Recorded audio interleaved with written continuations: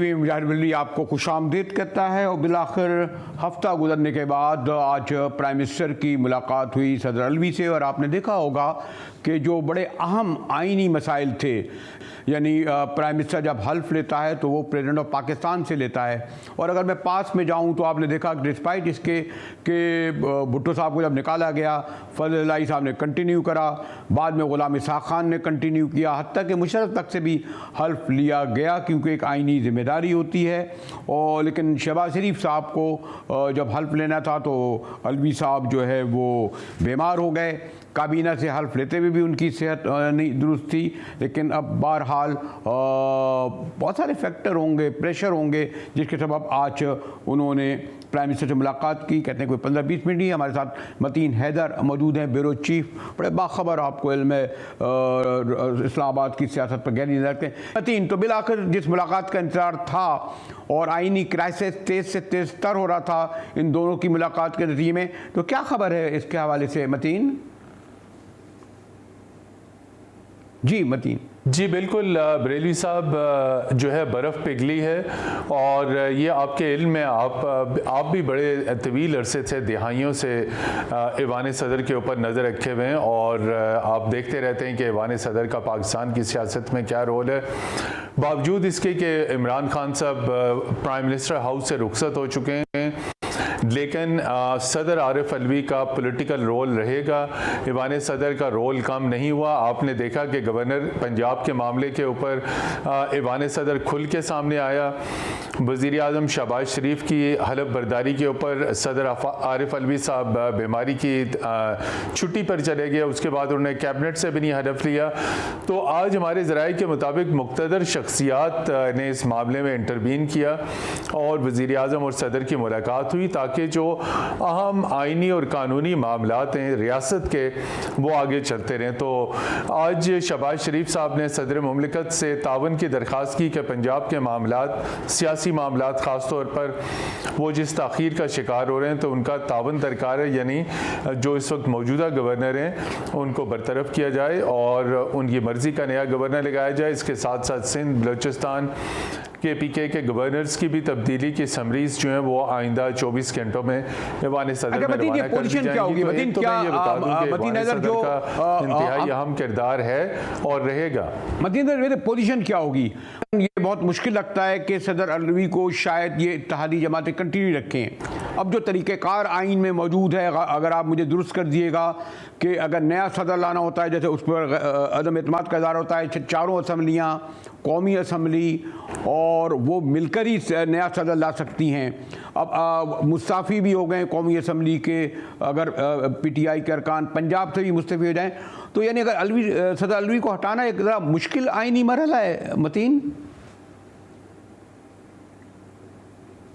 जी बिल्कुल, ये बहुत मुश्किल आइनी मरहला है और इस नई मखलूत हुकूमत के लिए, मल्टी पार्टी गवर्नमेंट के लिए बहुत मुश्किल होगा कि सदर आरिफ अलवी को फौरी तौर पर हटा सकें। और दूसरी तरफ से आरिफ अलवी साहब ने किसी किस्म का ऐसा कोई साइन नहीं दिया कि वो मुस्ताफ़ी हो रहे हैं। तो अगर वो मुस्ताफ़ी नहीं हो रहे तो वो यकीनी तौर पर इसका मतलब है कि वो वाने सदर में रहेंगे और अपना भरपूर आइनी और कानूनी किरदार अदा करेंगे। लेकिन ताहम ये जो शहबाज शरीफ के साथ उनकी मुलाकात हुई है उसमें मामला तय पा गए कि जो आइनी और कानूनी मामलात हैं उनके ऊपर वो हुकूमत के साथ तावन करेंगे।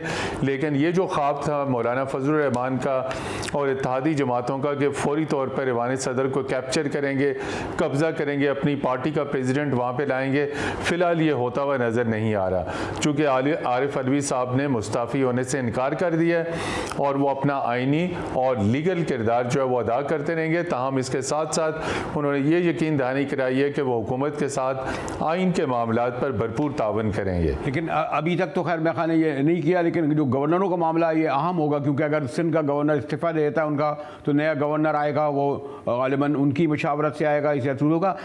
एक और बात भी है, गालिबन ये यकीनन कोई ना कोई बीच में इसमें पड़ा होगा, क्योंकि सदर के इसके बावजूद कि वो रस्मी होता है, लेकिन मुलाकातें आना आगे वाले दिनों में अहमियत बहुत सारी है और अगर एक साल के दौरानिए में फिर बदलना भी मुश्किल। तो यानी अभी तक एक क्राइसिस बहरहाल मुकम्मल तौर पर ख़त्म तो नहीं हुआ इस मुलाकात के बाद, या होगा?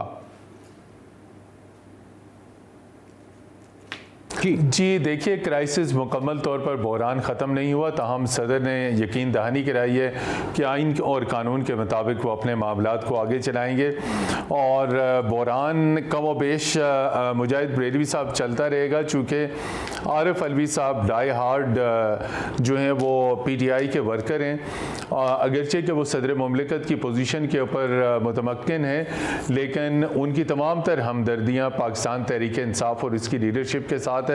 और वो तमाम तर चीज़ें आपने देखी कि जब साबिक वज़ीर-ए-आज़म इमरान खान ने उन्हें एडवाइस दी तो उन्हें बग़ैर किसी ताख़ीर के असम्बलियाँ भी तहलील कर दी और उसके साथ जी शुक्रिया मतीन हैदर। और बहरहाल आज काबीना जो पहली काबीना थी शहबाज शरीफ की उसका इनकाद हुआ, उसके बाद मुफ्ता इस्माइल और मरियम नवाज़ ने ब्रीफिंग की, लेकिन एक बहुत ही मुक़्तदर अखबार ने बड़ा तफसील से लिखा है कि इत्तेहादियों के दरमियान ही इख्तलाफ नहीं है बल्कि मुस्लिम लीग नून के दरमियान भी वाज़ेह नज़र आता है।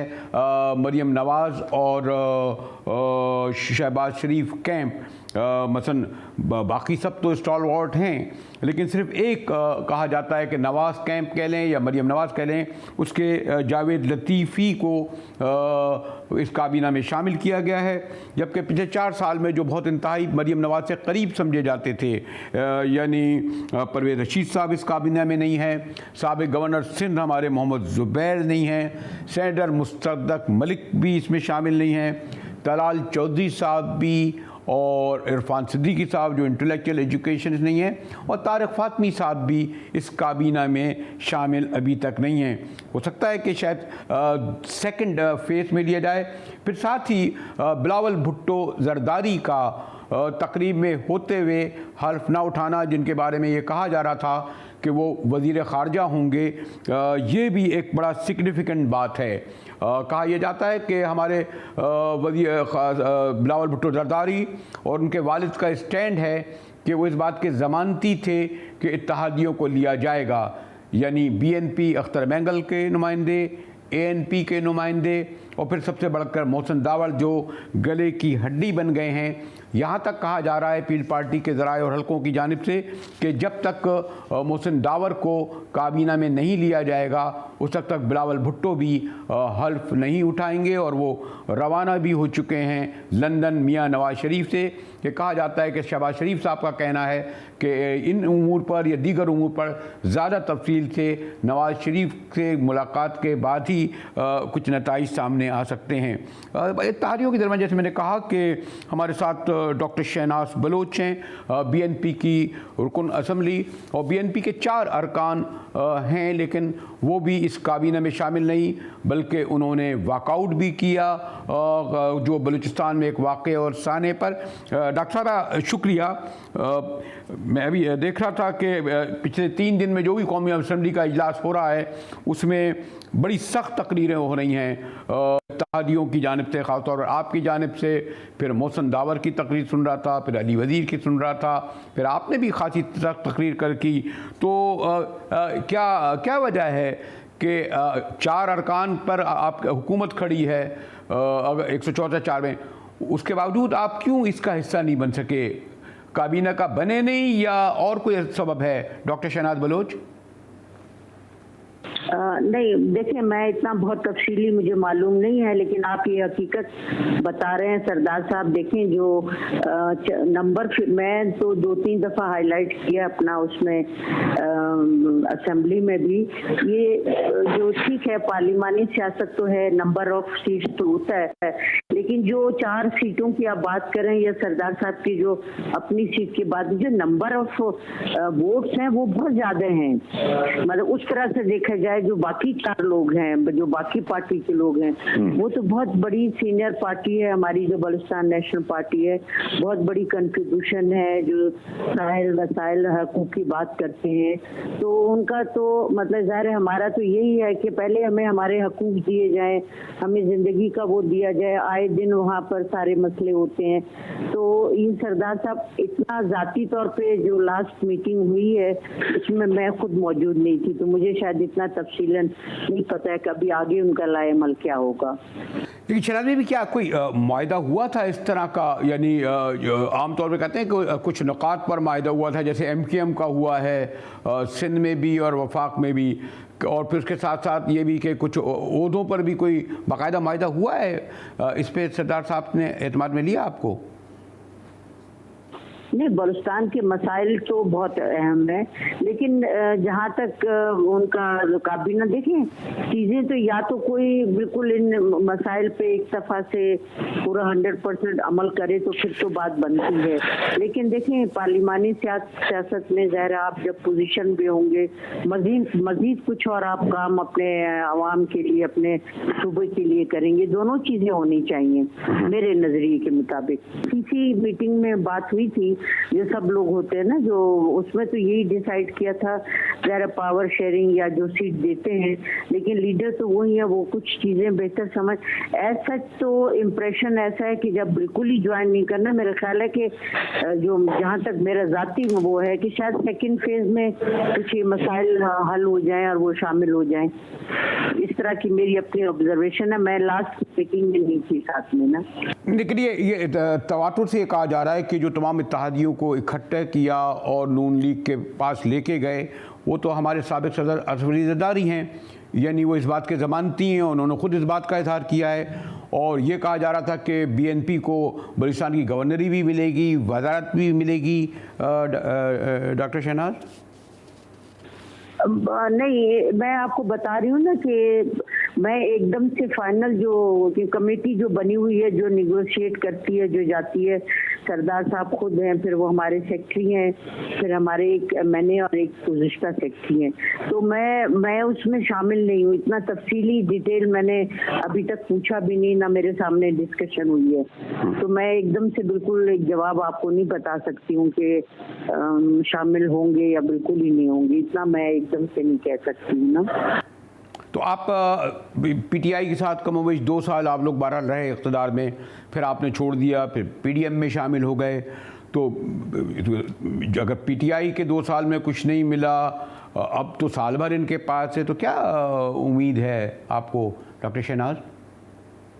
नहीं, 4 साल तो नहीं हुए ना, 2 साल तो हम PTI के साथ थे। उन्होंने बहुत बिल्कुल जो एक वायदे किए थे, थोड़े से कुछ पैसे दिए थे डेवलपमेंट के लिए, कुछ प्रोजेक्ट्स के लिए, लेकिन कुछ वो मिसिंग पर्सन्स का था, तो वो भी तभी तो हम 2 साल तो उस बात को हम तो लास्ट से लास्ट उसमें बजट में अलग हो गए थे PTI वालों से। फिर उसके बाद ये PDM में बनी है, मतलब जो अलायंस है, और डेफिनेटली ज़्यादा किरदार तो जरदारी साहब का ही है, जो मुशाहिदे में भी आए हैं, वो सरदार साहब से मिलते भी रहे हैं, गए भी हैं मीटिंग्स में। जो कमेटी है जिसमें मैं शामिल नहीं हूँ, लेकिन ज़ाहिर है वो दूसरे MNA और सब गए।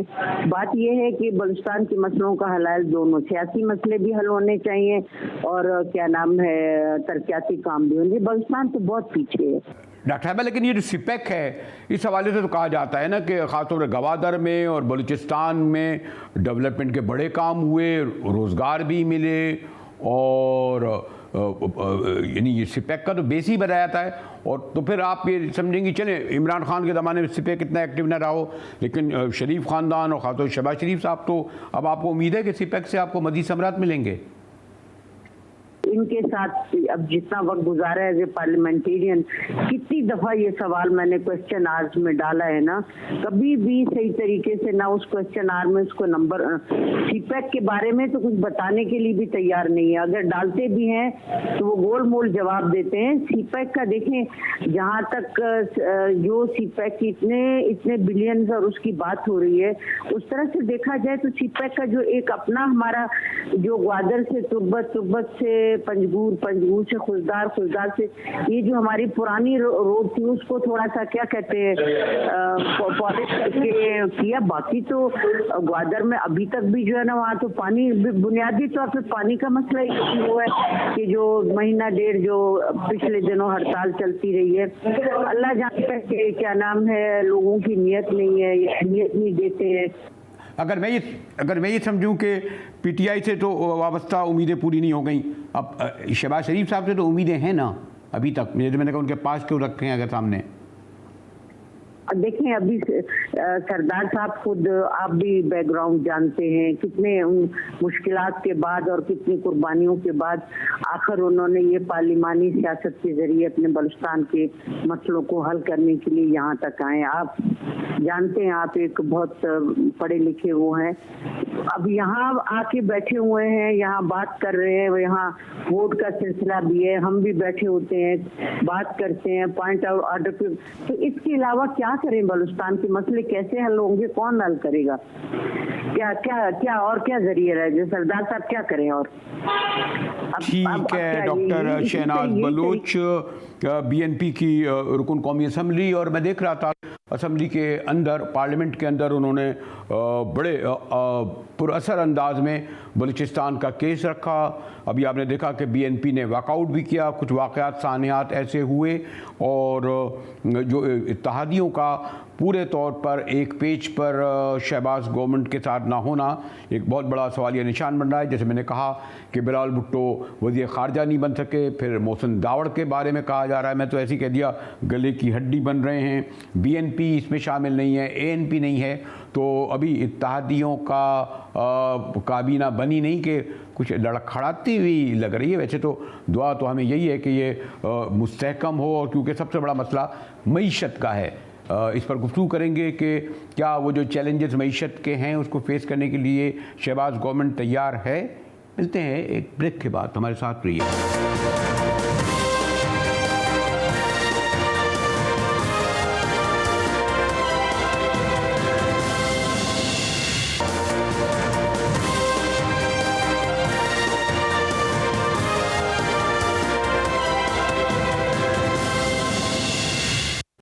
GTV में मुजाहिर वली आपको खुशामदीद कहता है।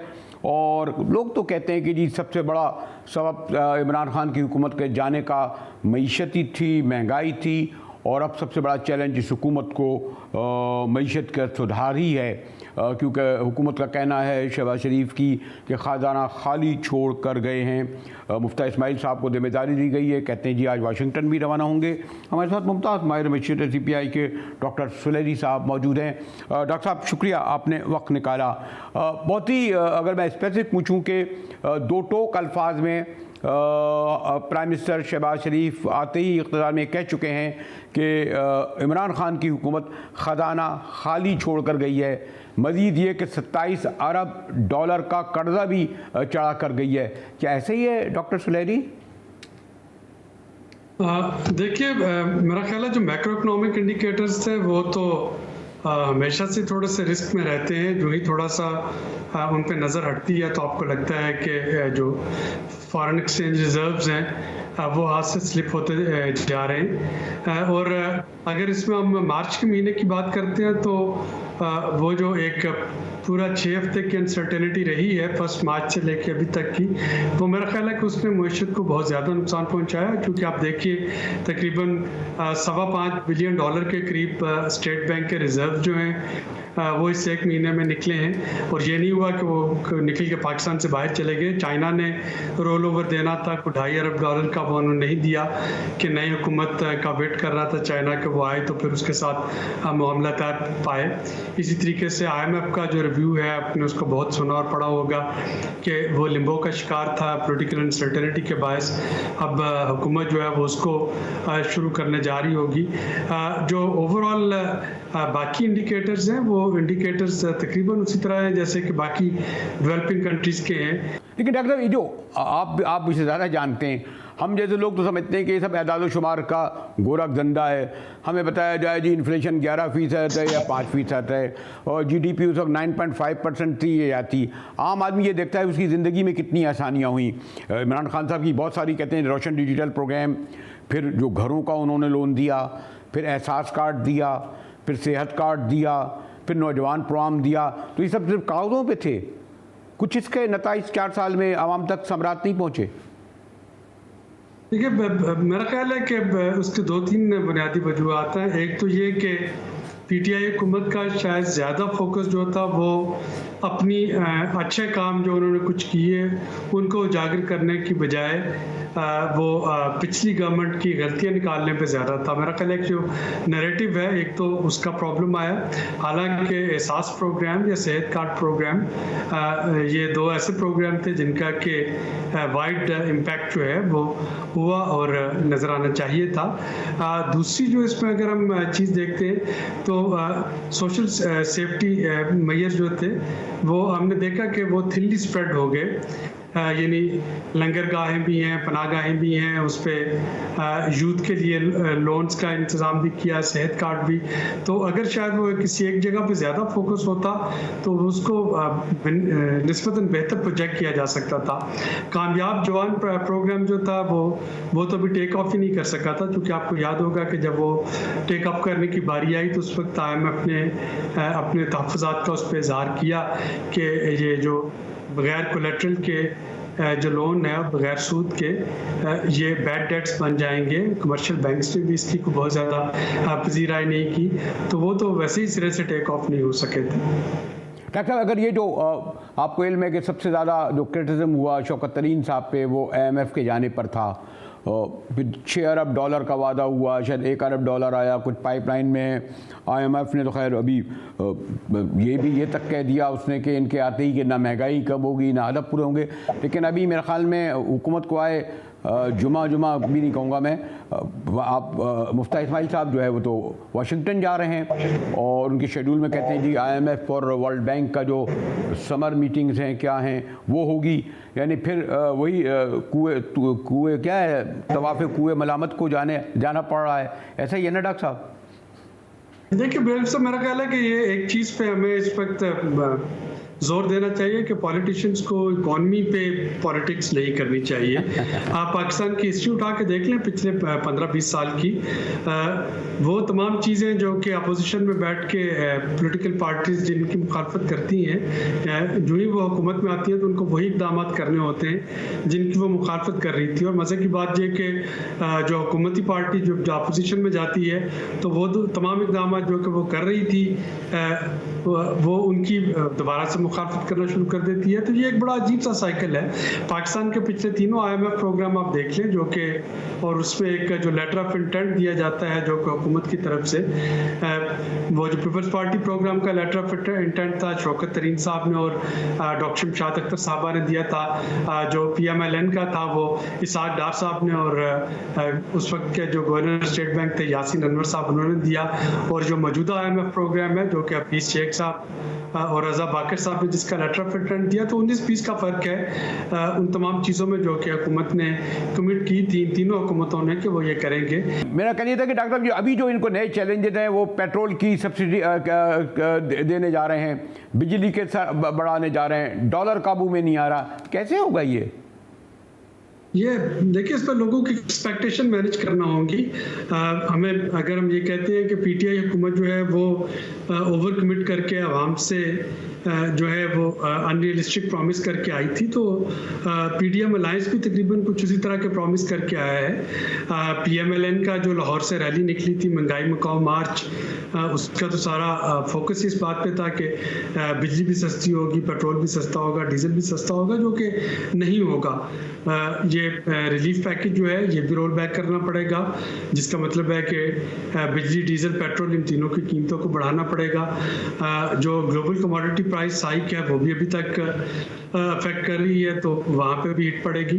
तो फौरी तौर पे महंगाई में कमी नहीं आएगी। हाँ अलबत्ता जो सोशल सेफ्टी नेट्स हैं, बेनिफिट इनकम सपोर्ट प्रोग्राम जो है उसको फर्दर स्ट्रेंथन किया जा सकता है, फर्दर इम्प्रूव किया जा सकता है, उसके डाटा की बेस पे टारगेटेड सब्सिडी दी जा सकती है। शुक्रिया डॉक्टर सुलहरी, मईशत पे आपको इल्म है, डॉक्टर साहब की बहुत गैर जानबदारा और बड़ी गहरी नज़र है, जो मसाइल मुश्किलात वो बता रहे थे। हमारे साथ रहिएगा, चलते हैं एक ब्रेक की जानिब।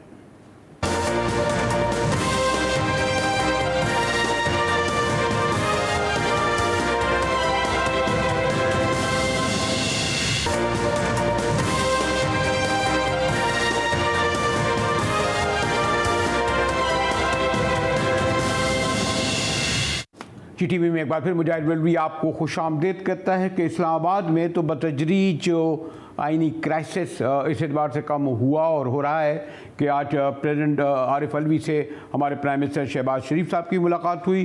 लेकिन पंजाब में जो वाक़या, बल्कि मैं इसको सानिया कहूँगा कि ऐसी मिसाल शायद ही कभी मिली हो, जो मार दहाड़ से भरपूर, ऐसा लगता है कि हम जैसे कोई वो जो मौला जट वगैरह फिल्में देखा करते थे, कोई वैसी ही सूरत हाल थी।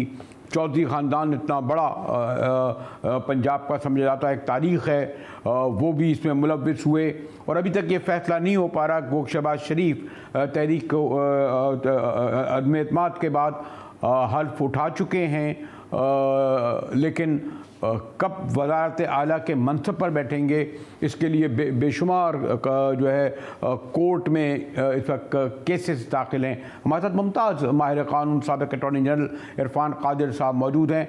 इरफान कादिर साहब, माशाल्लाह आपको तो बहुत बड़ा तजर्बा है, ग़ालिबन इस तरह की सूरत हाल शायद पहली देखने में आई हो, और फिर ये कि ये सुलझेगा कब, कैसे? हाई कोर्ट का मुदाखलत तो कर रहा है, लेकिन एक और दरख्वास्त आ जाती है, फिर एक और आ जाती है। अगर तो अदालतें कोई गैर कानूनी इकदाम करें तो वो तो मुदाखलत हो सकती है, लेकिन अगर कानून के मुताबिक कोई ऑर्डर हो तो वो मुदाखलत नहीं होती। और ये एक आम तासुर पाया जा रहा है कि जी पार्लियामेंट की प्रोसीडिंग्स में या असेंबली की प्रोसीडिंग्स में अदालत की तरफ से कोई मुदाखलत है। तो मैं उस पर क्लैरिटी के साथ बात करना चाहता हूँ कि सुप्रीम कोर्ट का जो ऑर्डर था और जो लाहौर हाई कोर्ट का ऑर्डर है, वो हरगिज़ पार्लियामेंट्री प्रोसीडिंग्स के साथ इंटरफियरेंस नहीं है, बल्कि किसी को ये केस सही तरह से सही तनाज़ुर में समझा ही नहीं किसी ने। यहाँ पे हो ये रहा है कि एक माइनॉरिटी जो है प्रोविंशियल असेंबली के अंदर और नेशनल असेंबली के अंदर, वो जो अकलियत है नेशनल असेंबली में या सूबाई असेंबली में, वो अपने आप को मुसल्लत करना चाह रही है अक्सरियत के ऊपर। लिहाजा हाई कोर्ट का और सुप्रीम कोर्ट के जो ऑर्डर हैं वो अक्सरियत के मुताबिक हैं, जो कि पार्लियामेंट के मुताबिक हैं। पार्लियामेंट की मंशा होती है अक्सरियत के साथ, न कि अकलियत के साथ। ये एक मुख्तसर सी चीज़ है जो कि अक्सर लोग जो हैं वो इसको सही तनाज़ुर में नहीं समझ रहे।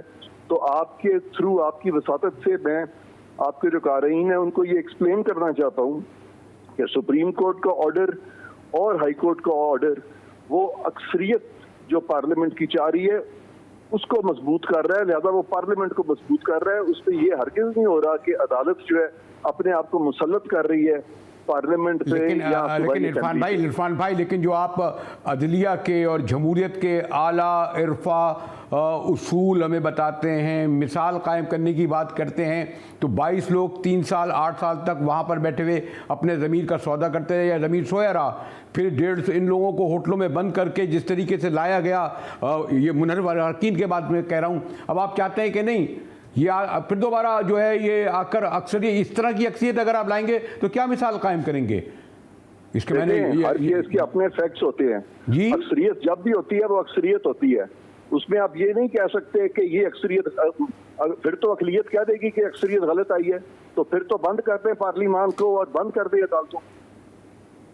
देखिए, इस तरह वफादारियां बदलना और इस तरह होना, इसको भी तो सुप्रीम कोर्ट को नोटिस देना चाहिए।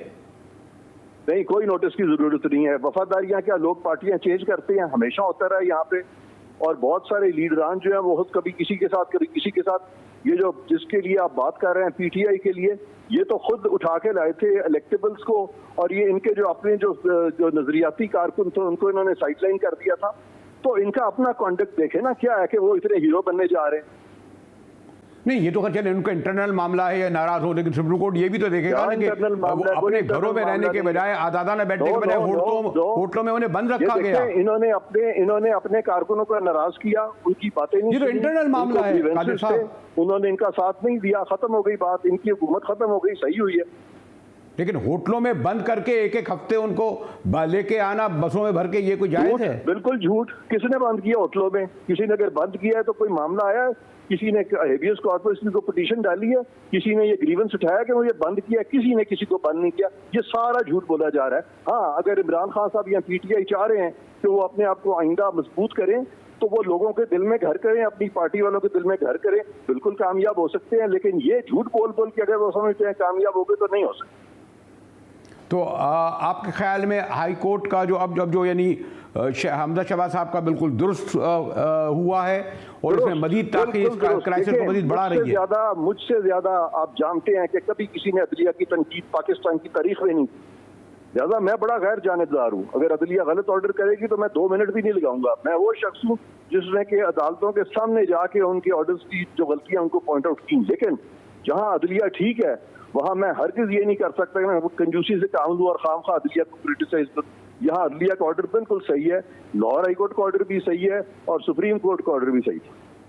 लेकिन मुझे लग रहा है कि कादिर साहब आमतौर पर फैसले तो नहीं, लेकिन उनके रिमार्क्स कोई बहुत ही सॉरी टू से, अगर जब आप कहें कि 15,000 लोग खड़े हो जाएं और ये करने लगें, ये तो आप बराह रास्त कन्फर्ट कर रहे हैं ना पॉलिटिकल पार्टी से। नहीं नहीं, ये बिल्कुल नहीं है। जहाँ पे एक माइनॉरिटी पॉलिटिकल पार्टी जो हावी आना चाहे पाकिस्तान की अक्सरियत की पॉलिटिकल पार्टीज पे, तो उसकी इजाज़त नहीं, कोई भी नहीं दे सकता।